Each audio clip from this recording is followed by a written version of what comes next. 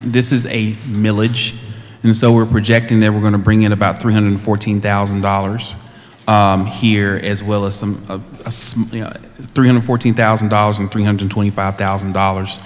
This ties to what we talked about before with those property tax assessments.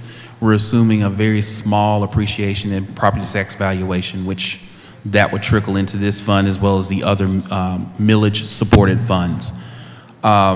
And so from there, you see a number of different departments. We're projecting about $371,000 and $375,000 being spent on forestry administration. That's on page 3 of your handout. And that would be it for the 208 fund. I'm going to do this real quickly. Let's see if I can find it on the fly. 207 and 208. So what you see on the screen ties to the proposed budget that you all received 3 weeks ago, and that correlates to page 3 of your handout. So let's move forward to 219, which is the street light assessment. As a reminder, street lights are funded by a special assessment that appears on tax bills. And so, I'm sorry. Okay. No, we're not taking questions at the moment. My apologies. We will when you finish. My apologies. So right now we're projecting, based on a $70.94 per parcel charge for the street light assessment. We're projecting we're going to bring in roughly $2.5 million for street lights, and that would be split, mostly going into the street lighting department to the tune of about $2.34 million each year. In addition, there's $134,000 for this, what we call the indirect cost allocation. So just as a reminder, we do charge the millage funded funds an indirect cost allocation to pay for things like finance, city council, customer service, et cetera, right? Because in theory, there is a service that those departments provide to street lighting, right? Particular collections, or the mayor's office, or the city council, or what have you. So that takes care of page 4, which is your street lighting fund. Mr. Newsom, could you hold just a moment? I want to explain, because Mr. Winfrey came in later, and I'm not sure what point Ms. Galloway returned. The process today is going to be Mr. Newsom will present first, all right? Then we're asking for a brief overview from the department about all the divisions that are in the department. And then council's going to ask questions. We're giving 5 minutes each round, okay? The meeting lasts from 1 to 3. We can have as many rounds as council needs, but 5 minutes for a turn. And it can end up leaving early, but we're not going past 3 o'clock. Did I explain that? Do you understand? Okay. I just wanted to be sure, because one member already misunderstood it. So, okay, I apologize for interrupting, Mr. Newsom. Okay, and that's fine. So I'm not going to spend a lot of time on the 246 fund and the 295 fund, because those are much smaller funds. But I will say that we do project that we're going to have enough revenue coming in to cover appropriations roughly in those funds going forward. And just as a reminder, and Suzanne can talk much more in detail about this than I can, but the revolving loan fund more, I believe, is for business loans. And then the 295 fund is dedicated for Section 108 loans. And that activity is dwindling, if not completely done, at least in the 246 fund. Now, finally, I'll get to the 542 fund. We're on page 7 of your handout. This one is dedicated is funded with fees for plumbing inspections, electrical inspections, mechanical inspections, or building inspections. And so you'll see several departments, if you will, or department codes that are funded with those fees. Department 371-100, which is more or less your administration. You have your building inspection, electrical inspection going down page 7. Plumbing inspections at the top of 208, mechanical inspections after that, and then you have some allocation to the planning and zoning. However, going forward, we have taken that out. There's also rental inspection department and some neighborhood cleanup and code enforcement activity that's funded as well with these fees.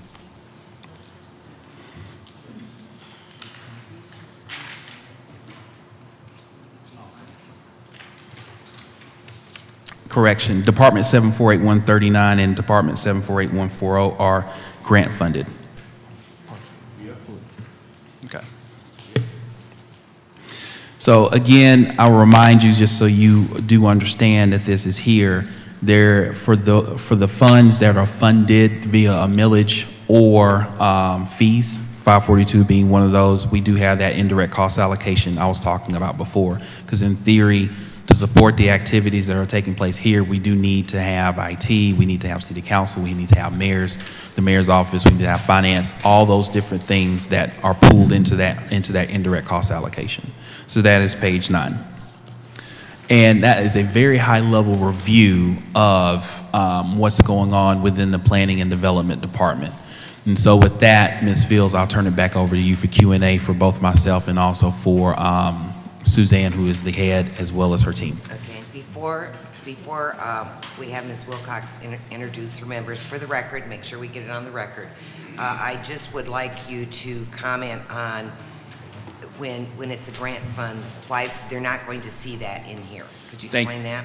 Thank you very much. So for most of our grant activity, really all of our grant activity, we don't adopt that in the regular biennial budget. Your control over that comes when we amend the budget to include grant funds. So for instance, recently we had the Kellogg grant. That funding was reflected or amended into the 296 fund, which is our fund dedicated to grants and other revenue. And so that is your control. So we do that as we receive those grants or as we're awarded the grants. So you would not see anything related to the 296 fund in your proposed budget, or we would not talk about that this afternoon. Thank you. Thank you. And also, one more thing I will say also, that includes 274, which is our entitlement grants, which is home, ESG, CDBG, et cetera. So 274 and 296 are not part of the proposed budget for those reasons. Okay. Now, we have here today Ms. Suzanne Wilcox, who is the Director of Planning and Development. And Suzanne, could you introduce your team and then tell us a bit about all of the divisions that are under Planning and Development? And then I'd like you to go over in response to your questions. Just highlight them. Okay. Good afternoon, council members. My name is Suzanne Wilcox. I believe you all know me. I'm the Director of Planning and Development. And Planning and Development encompasses several divisions, which Huey just did an excellent job of covering the budgets for each of those divisions, but very briefly, I'll talk about them. It includes primarily planning and zoning. Planning and zoning, and I have here Kevin Schrantz today, who is our lead planner, and he is the division head for our planning division, which includes several other divisions that Huey mentioned that you wouldn't typically expect to be part of a planning and development department, but streetlights, golf, we say parks and recreation. We really don't have a recreation division any longer. We have a parks division, so that's part of our planning and zoning division, which also includes neighborhood planning, long-range master planning, et cetera. So that's one of the main divisions in planning and development. We have community and economic development, which most of you know me as a former program manager. In community and economic development, we really don't have staff represented here today because you don't typically see those budgets. So I'm here if there are any questions, but typically grants are not part of this budget discussion. We have building and safety inspections, and I have with me Jesse Buchanan, who is our Chief Development Official, and he is over building and safety inspections, which includes rental inspections. You see the mechanical inspections, the electrical inspections, the plumbing inspections. That's all under Jesse's purview. And then we also have a Blight division. Raul is not here right now, but, oh, I'm sorry, Raul showed up. You're invisible. And I have Raul Garcia, who most of you know as the King of Blight. He is here with us today, and the Blight division encompasses things like neighborhood cleanups, code enforcement. We have several other components that the Blight division handles. You, I think, are all most familiar with calling him to report instances of dumping or trash, et cetera. So I think everyone knows them. So really the four of us, even though it sounds like more than 4 divisions, there really are 4 divisions under the umbrella of planning and development. So, and for specific questions related to each of the divisions, if I can answer them, I certainly will. But that's why I have my team here. They're extremely well-versed in the budget and specific questions and able to answer down to the level of detail that you may have questions for. So I provided a response to Councilwoman Fields requesting information for the prep meeting. We met last week and I went over my responses.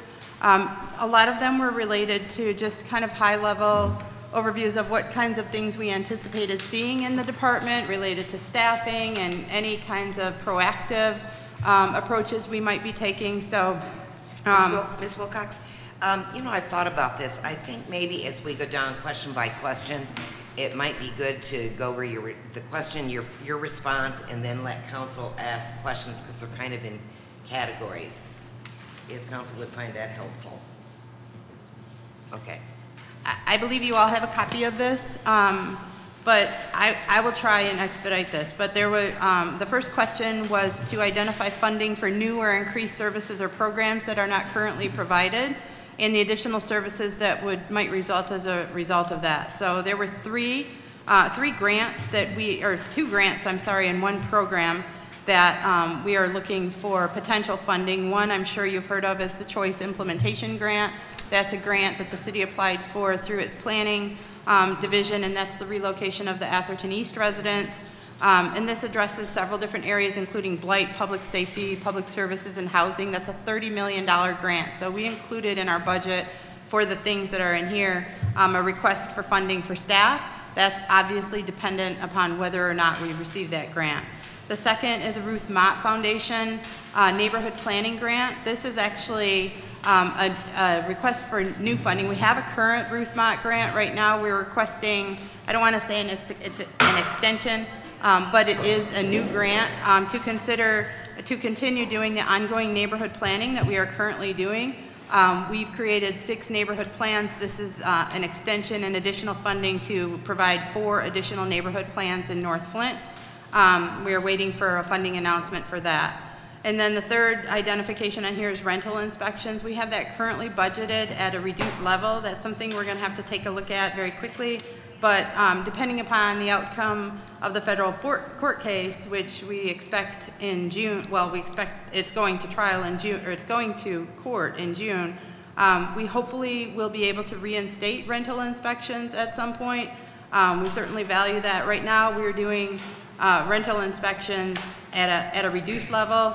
And it is basically with voluntary compliance by both the landlord and the tenant with a permission slip signed. So that's something that actually just happened today. So our rental inspection program has been on hold, and we've been notified that we can actually begin doing that at that level again effective today. So I'm assuming Jesse and I have not even had a chance to talk about that, but that is something. Those are the 3 things that include funding for new or increased services or programs. Okay, thank you.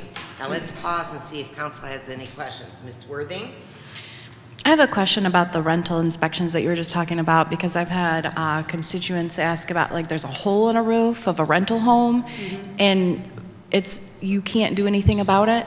So rental inspections have actually been on hold for a few months. There is a court case, as I said, that's pending. We have a landlord who has filed a case. Jesse has the specific details of this case, but we have not The only way rental inspections can be done is with voluntary compliance. So both the landlord and the tenant have to sign a permission slip to authorize that inspection to be completed. So it is not ideal, but it is what it is because of the case. Okay, thank you.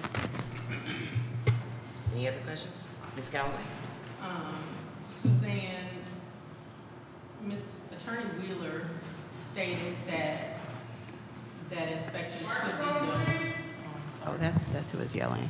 Attorney Wheeler had mentioned that inspections could be done even during this time.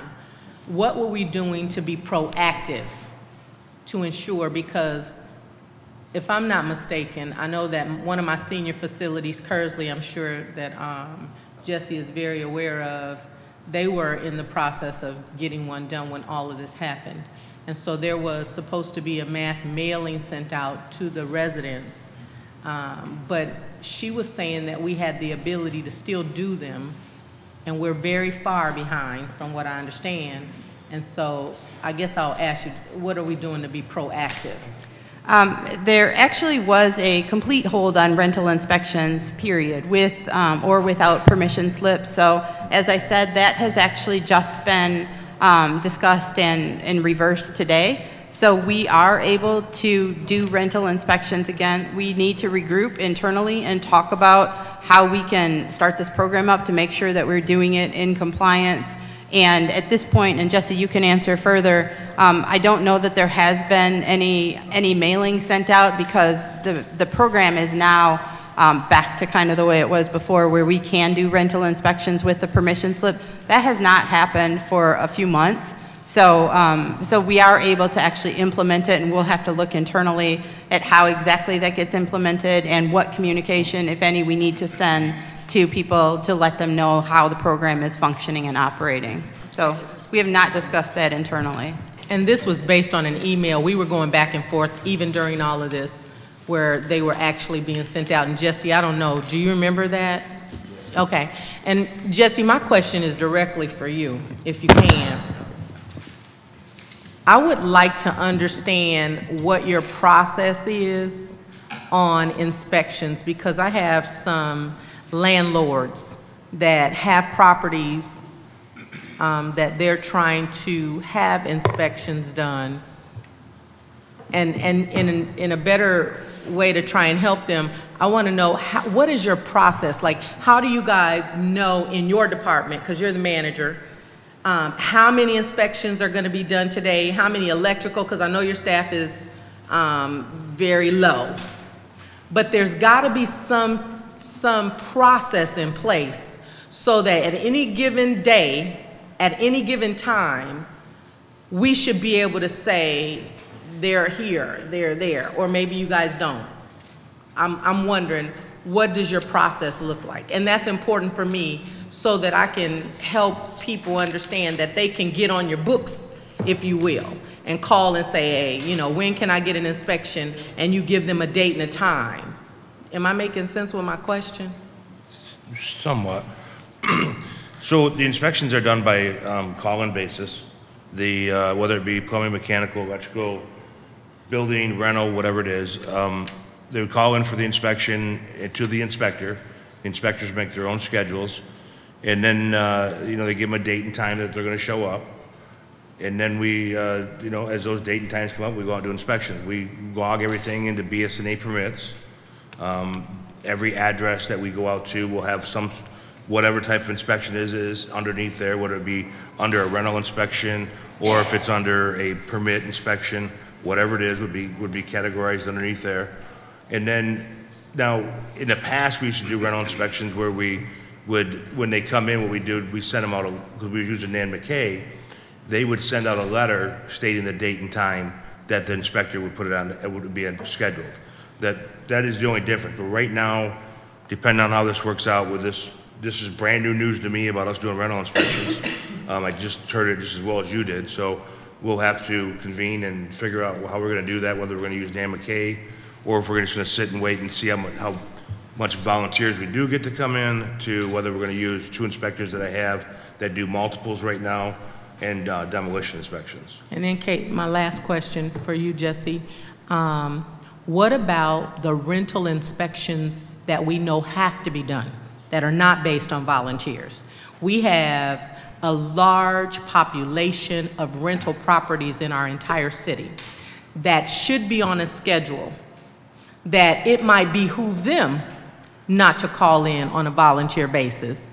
But we should have, I would hope, some sort of system in place that says on January 8th, there are 8 rental properties that need inspections, and that we actually are responsible for those pieces. I guess that's the one that I would like to know what our process looks like, and only because the population of Flint is changing, and most of some areas, I will say, the majority of their population is rental properties. And so I don't know about my colleagues, but I get a lot of calls from people saying, I don't know if this person's rental license is valid or current.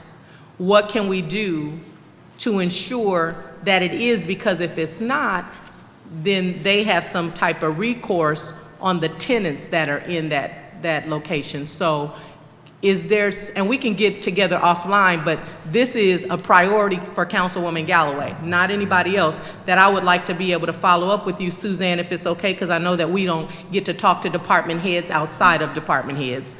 But I would like to work directly with you, because that's something that we have to have a process in place on the city side to ensure that we got calendars that send us notices that say on this day we got 50 properties in the city of Flint that are going to need their rental inspections updated. I'm winding down. Thank you. Thank you, Ms. Fields.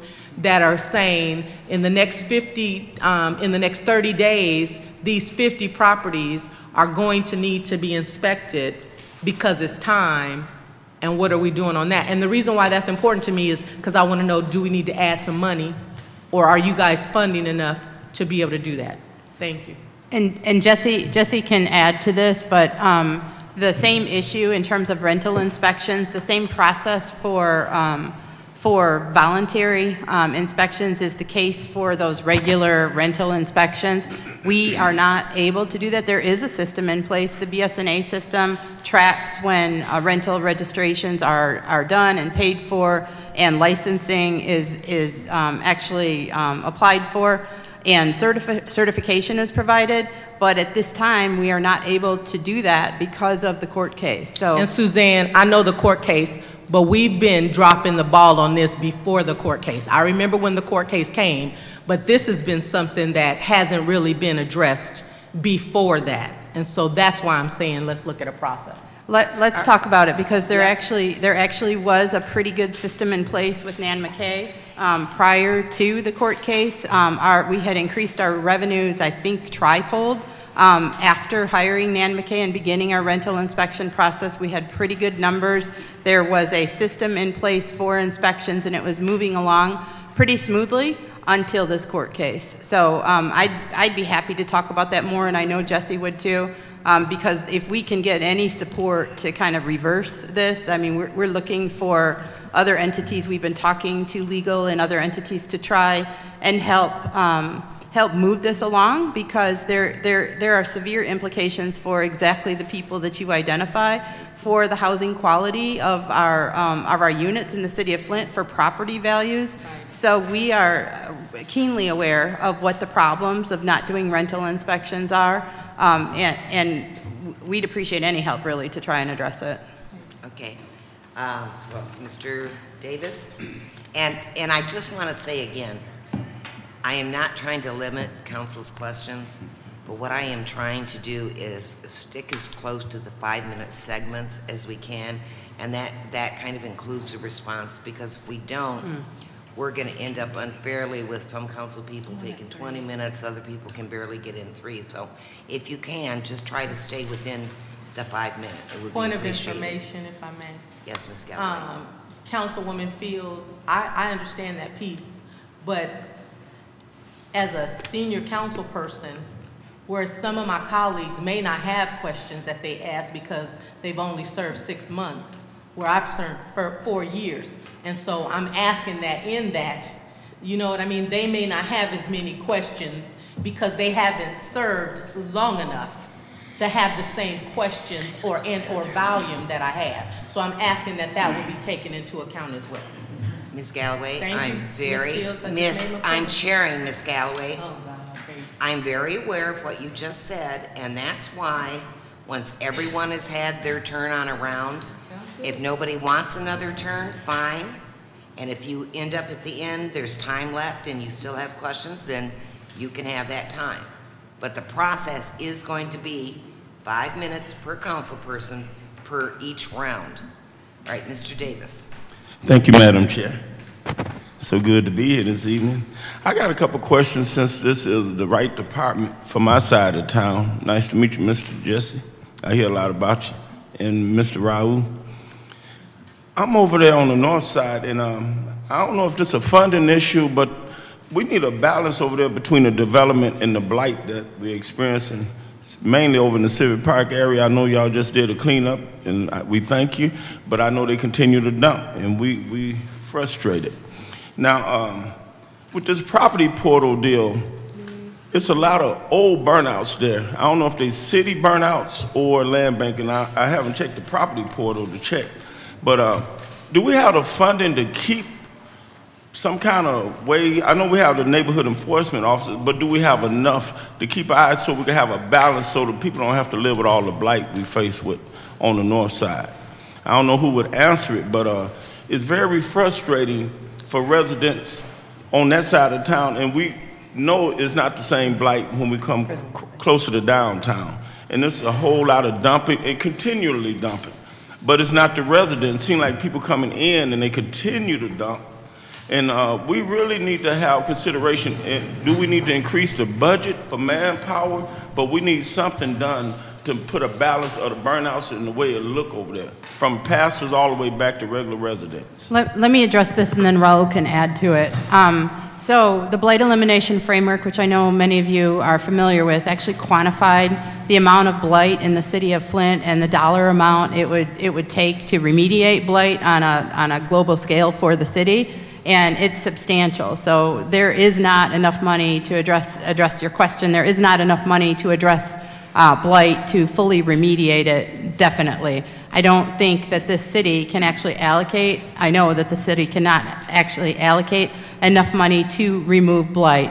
So what we do is partner with many organizations and entities to really supplement the city's ability, whether it's through CDBG and general fund, which you have provided in the past. Last year, you provided funding for another staff person. But in our blight division, we're really talking about three people, and then utilizing a number of volunteers and coordinating cleanup efforts through volunteer organizations to address the substantial impact. But no, there is not enough money to do it. We allocate dollars through CDBG for code enforcement, for demolition. Those dollars go to the land bank to address primarily commercial demolition and residential demolition on a smaller scale. But because the land bank has hardest hit funding that addresses only residential and only publicly owned, we try to focus our CDBG resources on commercial demolition. Kevin just shared with me that there are actually 100 pending demolitions in the SHPO for review, which is part of the environmental process. Once they do that, that releases 100 properties to be demolished in the Civic Park area. So there is movement on that, but the scope of blight is obviously extensive. But I'm a former historic district commissioner, so I know something the SHPO did. But this is what I'm saying. Over there, particularly, Mr. Raul, you understand Rankin Street. I see you over there, and I see your people over there. The blight I'm talking about, you can't even drive down Rankin Street half the time, and this blight been sitting there forever. And there's residents that live there, and it's not fair to the kids or the residents, since we're doing the marijuana ordinances and everything, but it's a safety issue as well.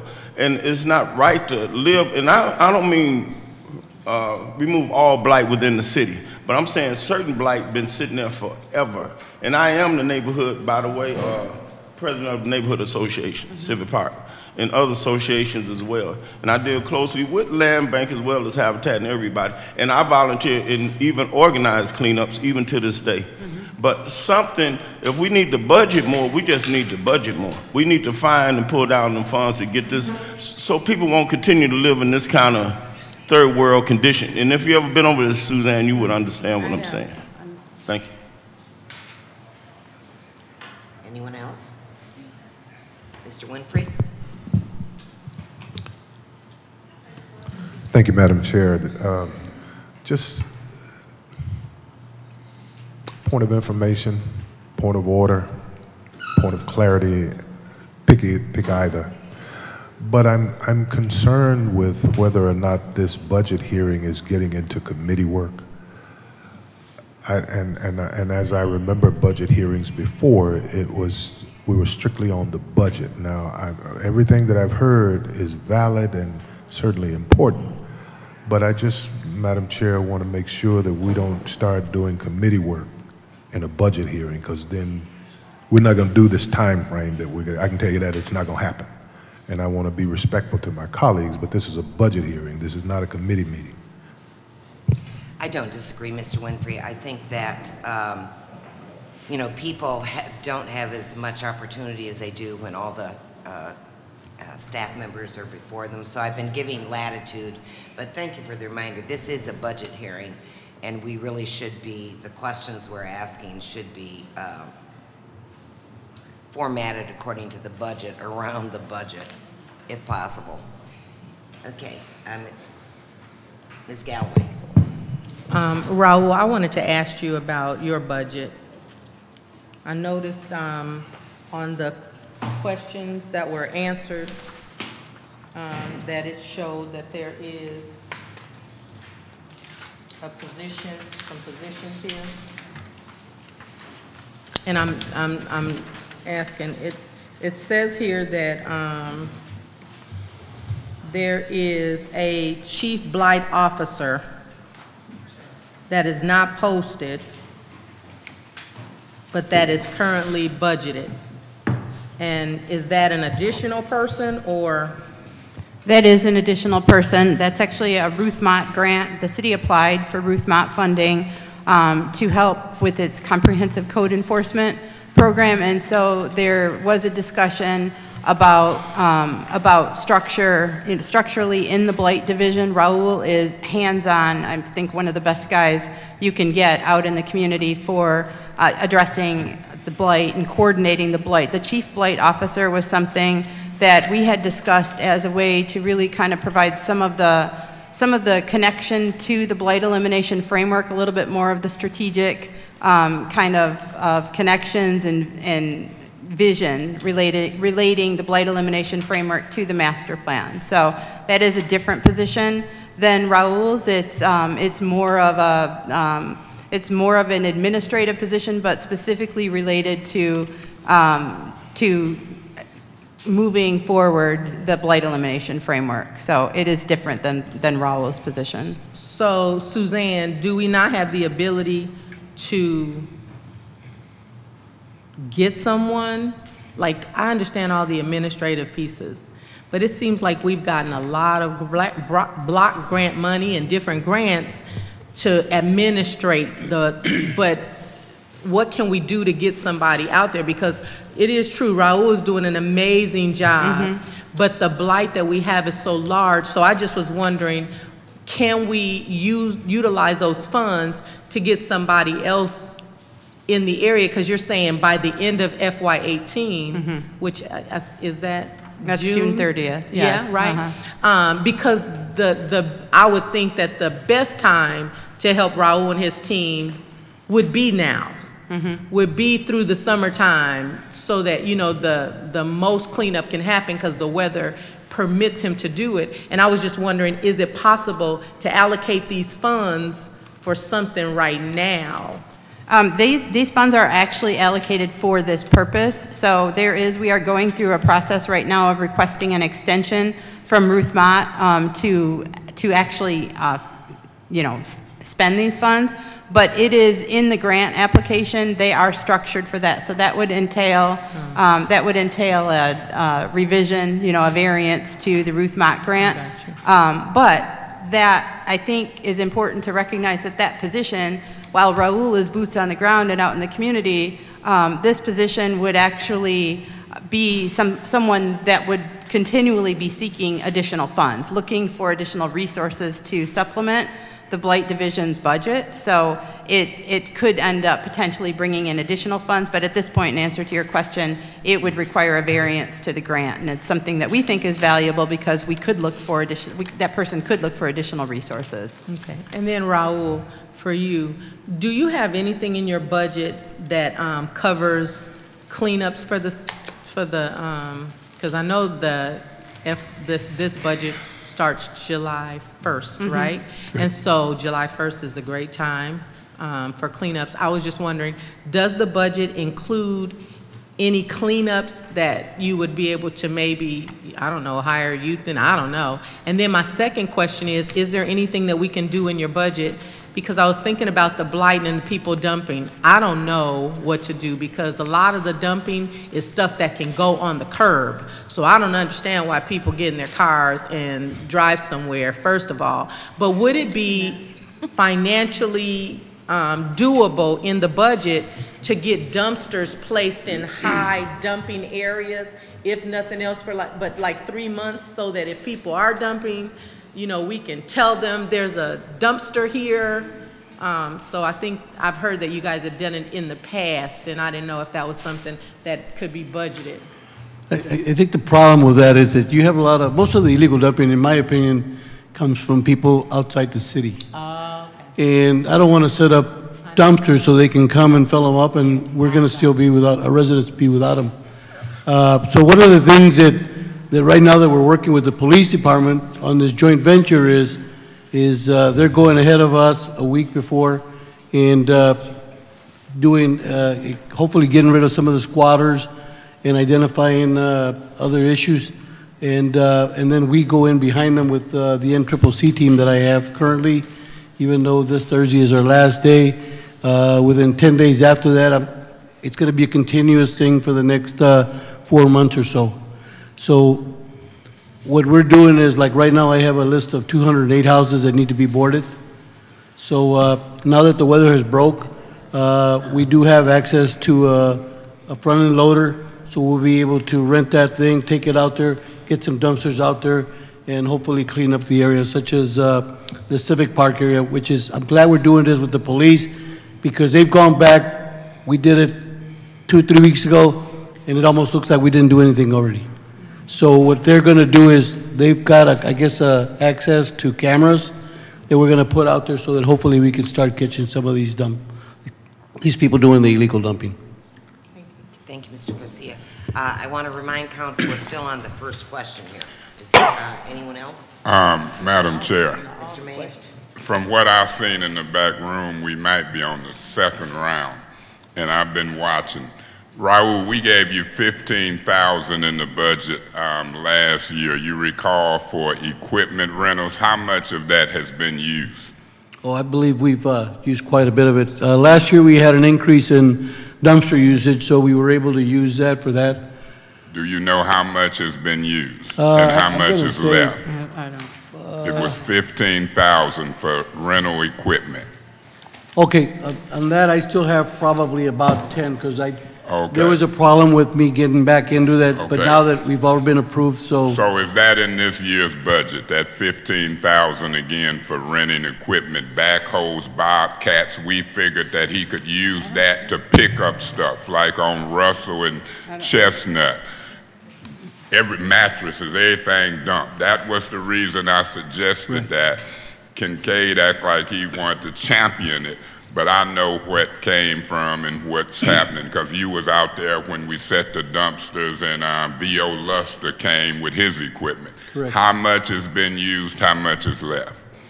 I believe we know. I, If you don't know, maybe they know, Raul. I don't know offhand. Okay, I need to find that we out can because I tell need you. to find out if it's more or less need to be put there and how did that work out. So I'm looking at that line item. Okay. If I may. In response to Mr. May's question? Yeah, exactly. So right now we're showing that $3,000 has actually been spent of that money, but we are projecting that the full allotment will be spent by the end of the fiscal year. That's what our budget report shows right now. How has that been working? We had a hard time getting started, but I think now we have all the paperwork that's done appropriately so that we can utilize the equipment. As far as where you rent it from? Yes, everything is all set. So now everything is all set? Yes. You think the money can be spent faster? I think so. Will it be enough? Do you have the operators for the machines? To finish this fiscal year, yes. Okay, I'm going into if we're going to go into next year, we're probably going to need about the same amount again. Okay, because blight is an issue. Even though I stomach when I see this stuff in my ward, I try to call you sparingly, but I could call you regularly in the first ward for how bad it looked. I know the land bank got responsibility, but that's a budget area. I wouldn't care if you needed 20 or 25,000 and another piece of manpower. That's what my cause is on. So I want to kind of circle back on that before this budget process is over, and I'll see what's happening. I'm disappointed, I guess, only 3,000 been used and 10,000 is sitting there. This is January, February, March, April, May, June. 2 more months. And so the weather has changed. Let's see what happened with that, but I'm willing to go more money there. Mr. Buchanan, you had 3 or 4 people that you had wanted hired. Well, how is that process going, and will they be budgeted, and will they be hired in this budget year? Well, they're budgeted. We've filled 1 position. Supposedly HR is working on addressing the other vacancies at this time, but we have filled 1. We filled the plumbing mechanical job, but they are all budgeted, yes. Were they budgeted last year? They were budgeted, yes. And the year before? Yeah, every position I've ever had open or filled or asked for has been budgeted, yes. You had also some repairs and some stuff that needed to be done in your department. Was that budgeted last year? It's not budgeted, but it's in the fund balance. Okay, so I see some movement from Ms. Wilcox. So you saying those amounts are there? Yes. And they will be there in this upcoming budget year? Yes. So let me just, so those amounts are there in fund balance, and actually we are trying to complete the build out this year. So we're not looking to come next year for an amendment. We probably will come before the end of the fiscal year with a budget amendment in order for the build out to be done. What's holding that up? What held it up last time? Personnel and maintenance? We were denied for quite a while from the former CFO to move forward on that. So we do have some preliminary approval. We've been in conversation with Mr. Newsom. Don't mind me cutting you off under these cockamamie rules. Once I get an answer, I'm moving. Okay. I don't agree with these rules. So that should be done this fiscal year and is budgeted. We are trying. And it's the hold up maintenance. I know Lee is one of the only ones that move around. What is we gonna contract it out? It's gonna be done in house. Okay, it's so time. Could you wrap it up, please? Ms. Fields, look. For this round, Mr. Ms. Fields, you don't even know what I'm gonna say. Why are you still talking? I watched the rounds in the back room and timed them. So you can have your round. I'm trying to do a budget. I know how to contact these folks away from you. This is a part. Ms. Fields, I done give you the flow. You ain't got to say no more to me.